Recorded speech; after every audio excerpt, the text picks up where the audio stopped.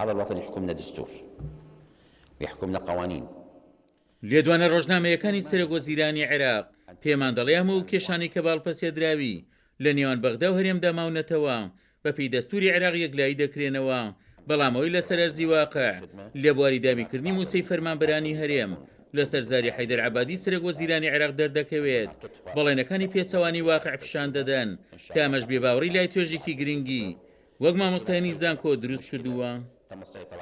ئەم خەڵکە هەست بە بێکەسیەکی تەواو ئەکات و دڵنیا ئەم نەعەبادی و ئەمسالی عەبادیش تاوەکو دوای هەڵبژاردن ئامادەنین موچە بۆ هەرێمی کوردستان بنێرن بۆ چونکە ئەمانە ژەک و کاتێک و ململانەیەکی سیاسی بەکاری ئەهێنین لە کۆتایی هەڵبژاردنە ئەگەر هەرێمی کوردستان و حیزبە کوردەکان توانیان پاڵپشتی عەبادی بکەن بۆ جارێکە بێتەوە بە ڕۆی زۆرا ڕەنگە بتوانێت موچە بنێرە، بەڵام لە ئێستادا ئەوەی عەبادی ئێڵێ تەنها کاتکوشتن و ئەمەلدانە بە خەڵکی کوردستان لە نیەت پاچی حکوومەتەکەی عەبادی بۆ ئەوەی کە موچە و بودجەی هەرێمی کوردستان بنێرێ هەتاوەکو ئێستا من بە گومانم، بەڵام وەکووتم کورد دەبێ هەموو ئەو پێداویستیانە ئەو داواکاریانە لە چوارچەوەی دەستوراکە داواکراوە وەکو پاکتاوی لیستی موچەخۆران دەبێت هاوکاری جدی حکوومەتی بەغا بێ بۆ ئەم پاکتاوێ بکرێ.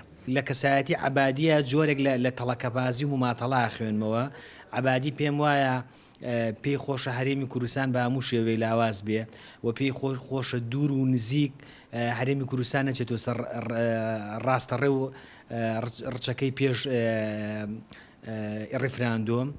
قەنەعەتم وایە ئەم پیاوە ئەوەنەی ئیش لەسەر تێکدان و وروژاندنی هەستی خەڵکی هەرێمی کوردستانەکە ئەوەنە ئامانجی نییە کە ئاور لە موچەخۆری هەرێمی کوردستان باتەوە. لە بەڵێنەکانی زۆر پێشڕاستکردنەوەی ئەوتوی تیان نییە، واتە لەو بەڵێنانی کە سەبارەت بە حکوومەتی هەرێمی کوردستان ڕاوەتی جێبەجێ نەبووە لە سەبارەت بە بەڵێنەکان.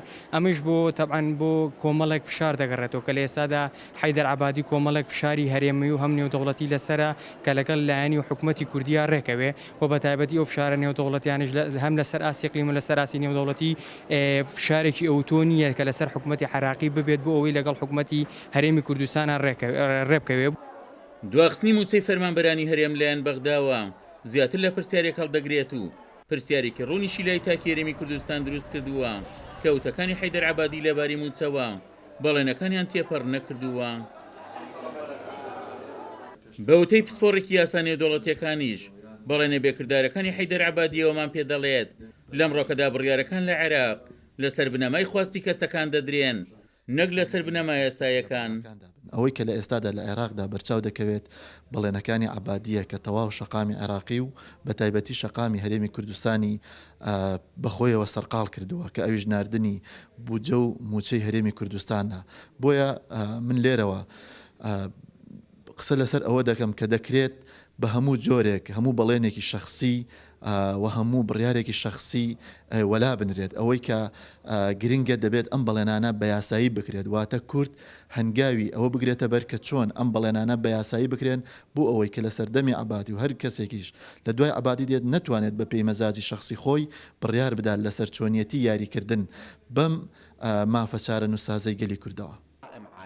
وەک شارزانی بواری کارژێری گشتی ئاماژەی پێدەکەن لێدوانەکانی عەبادی لە دێڕێکدا یەک خوێندنەوە هەڵدەگرێت، ئەویش کات کوشتنە لە پێناو بەدەستێنانی دەستکەوت بۆ حیزب و قەوارەکەی بۆ هەڵبژاردنەکانی داهاتوو لە عێراق. عومەر غەریب، کورسات نیوز، چەمچەمە.